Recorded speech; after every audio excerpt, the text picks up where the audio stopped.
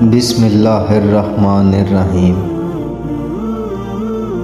شروع اللہ کے بابرکت نام سے جو بڑا مہربان اور نہایت رحم کرنے والا ہے۔ پیارے دوستو، السلام علیکم۔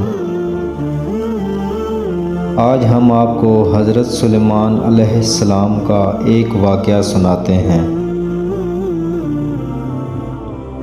حضرت سلیمان علیہ السلام نہر کے کنارے بیٹھے ہوئے تھے کہ ان کی نگاہ ایک چیونٹی پر پڑی جو گیہوں کا ایک دانہ لے کر نہر کی طرف جا رہی تھی۔ حضرت سلیمان علیہ السلام اس کو بہت غور سے دیکھنے لگے۔ جب چیونٹی پانی کے قریب پہنچی تو اچانک ایک مینڈک نے اپنا سر پانی سے نکالا اور اپنا منہ کھولا تو یہ چیونٹی اپنا دانہ کے ساتھ اس کے منہ میں چلی گئی۔ مینڈک پانی میں داخل ہو گیا اور پانی ہی میں بہت دیر تک رہا۔ حضرت سلیمان علیہ السلام اس کو بہت غور سے دیکھتے رہے۔ ذرا ہی دیر میں مینڈک پانی سے باہر نکلا اور اپنا منہ کھولا تو چیونٹی باہر نکلی، البتہ اس کے ساتھ دانہ نہ تھا۔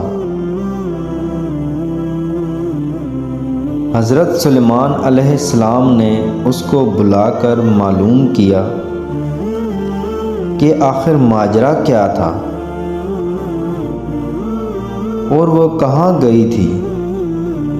اس نے بتایا کہ اے اللہ کے نبی، آپ پر سلام ہو، آپ جو نہر کی تہہ میں ایک بڑا کھوکھلا پتھر دیکھ رہے ہیں، اس کے اندر بہت سے اندھے کیڑے مکوڑے ہیں۔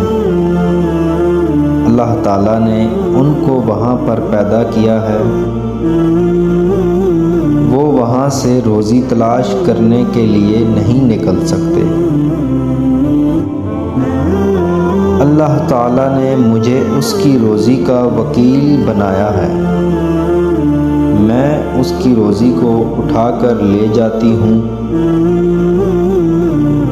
اور اللہ نے اس مینڈک کو میرے لیے مسخر کیا ہے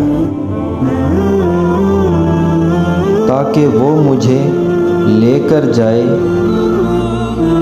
اس کے منہ میں ہونے کی وجہ سے مجھے پانی نقصان نہیں پہنچا سکتا۔ وہ اپنا منہ بند پتھر کے سوراخ کے سامنے کھول دیتا ہے اور میں اس میں داخل ہو جاتی ہوں۔ جب میں اس کی روزی اس تک پہنچا کر پتھر کے سوراخ سے اس کے منہ تک آتی ہوں تو مینڈک مجھے منہ سے باہر نکال دیتا ہے۔ اس پر حضرت سلیمان علیہ السلام نے کہا،